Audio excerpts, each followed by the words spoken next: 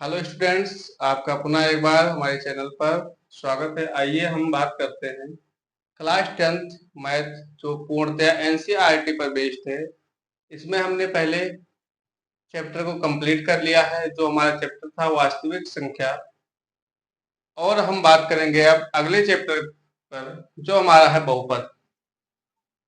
जो lesson second हमारा है बहुपद, ये हमारा जो सिलेबस है न्यू एनसीईआरटी पर बेस्ड है। तो हम अपने सिलेबस का ही पढ़े, फालतू का पढ़ने से कोई मतलब है नहीं। तो आज बात करेंगे लेसन 2 है,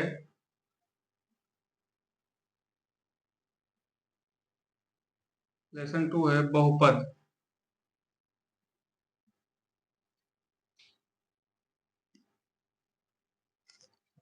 जैसा कि हम जानते हैं, हम सभी लोग क्लास 9th में बहुपद को अच्छी तरीके से पढ़ चुके हैं। क्या होते हैं बहुपद के गुणांक, क्या होते हैं रैखिक बहुपद, द्विघात बहुपद, त्रिघात बहुपद, ये सब चीजें हम क्लास 9th में पढ़ चुके हैं अच्छे से। एक बार उनको याद कर लेते हैं, अगर आप लोग भूल गए हैं तो। रैखिक बहुपद ऐसा बहुपद जिसका घात क्या होता है, एक होता है, रैखिक बहुपद कहलाता है। अब द्विघात बहुपद की बात करें तो ऐसा बहुपद जिसकी घात 2 होता है, जिसकी मैक्सिमम घात 2 होती है, द्विघात बहुपद कहलाएगा। और जिसकी घात मान लेते 3 होती है, तो वो बहुपद कैसा कहलाएगा, त्रिघातीय बहुपद कहलाएगा। तो हम उसी चीज को आगे बढ़ाते हुए यहाँ देखते हैं। बहुपद के गुणांक, जैसे एक्स स्क्वायर में जिस अचर राशि से गुणा होता है वो एक्स स्क्वायर का गुणांक कहलाता है। जिस अचर राशि से एक्स में गुणा होता है वो एक्स का गुणांक कहलाता है। तो ये सब बातें हम क्लास 9th में बहुत अच्छे से पढ़ चुके हैं। अब हम बात करेंगे क्लास 10th में बहुपद की, जो हमारा है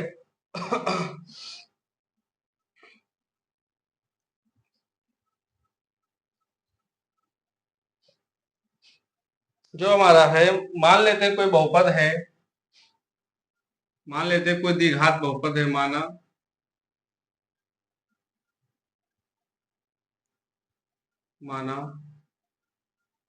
द्विघात बहुपद a x square plus b x plus c बराबर 0 है। मान लेते हैं ये कोई हमारा बहुपद है। अब इसमें हमें इसके शून्यांक ज्ञात करने हो सकते हैं। हमको शून्यांकों का योग पूछ सकता है, गुणनफल पूछ सकता है। तो ये सब चीजें हमको क्लास 10th के बहुपद में सीखना है। अब मानते हैं, माना बहुपद का शून्यांक, बहुपद का शून्यांक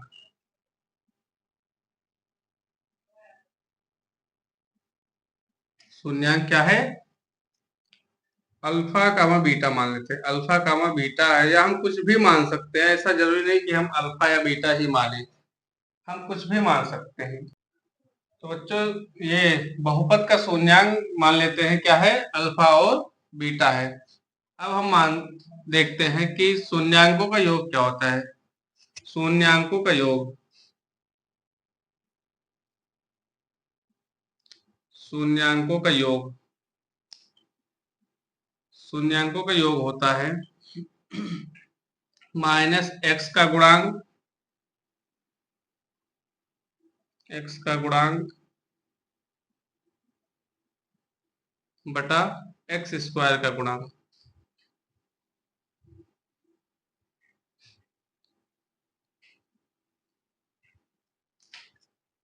तो मान लेते हैं हमारा जो शून्यांक क्या है, अल्फा प्लस बीटा है, बराबर क्या हो जाएगा, इसमें x का गुणांक क्या है, b है, तो ये हो जाएगा माइनस बी अपान एक्स स्क्वायर का गुणांक a है। तो ये हो जाएगा हमारा शून्यांकों का योग। अब बात करते हैं शून्यांकों का गुणनफल। शून्यांकों का गुणनफल क्या होता है, शून्यांकों का गुणनफल क्या होता है, शून्यांकों का गुणनफल क्या होता है, शून्यांकों का गुणनफल क्या होता है, शून्यांकों का गुणनफल क्या होता है, शून्यांकों का गुणनफल क्या होता है, शून्यांकों का गुणनफल क्या होता है,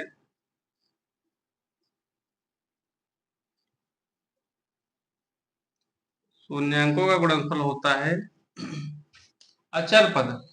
क्या होता है? अचर पद बटा एक्स स्क्वायर का गुणांक।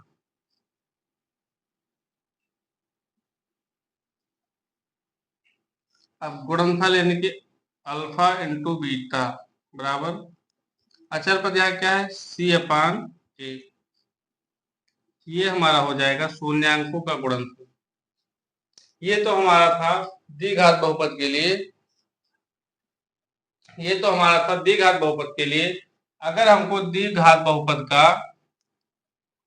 बहुपद के शून्यांकों का योग निकालना है तो हम लिखेंगे माइनस एक्स का गुणांक बटे में एक्स स्क्वायर का गुणांक। अगर इस बहुपद में देखा जाए तो x का गुणांक क्या है? b है, और एक्स स्क्वायर का गुणांक क्या है? ये है। तो इसलिए अल्फा प्लस बीटा यानी कि शून्यांकों का योग बराबर हो जाएगा माइनस बी अपान ए। अब शून्यांकों का गुणनफल हमारा फार्मूला कहता है अचर पद बटा एक्स स्क्वायर का गुणांक। अचर पद यहाँ क्या है? c है, तो c अपान ए क्या है? एक्स स्क्वायर का गुणांक। इस तरीके से द्विघात बहुपद का हम शून्यांकों का योग और शून्यांकों का गुणनफल ज्ञात कर सकते हैं। अगर हमको शून्यांकों का गुणनफल और शून्यांकों का योगफल दिया हुआ है तो हम द्विघात समीकरण भी लिख सकते हैं।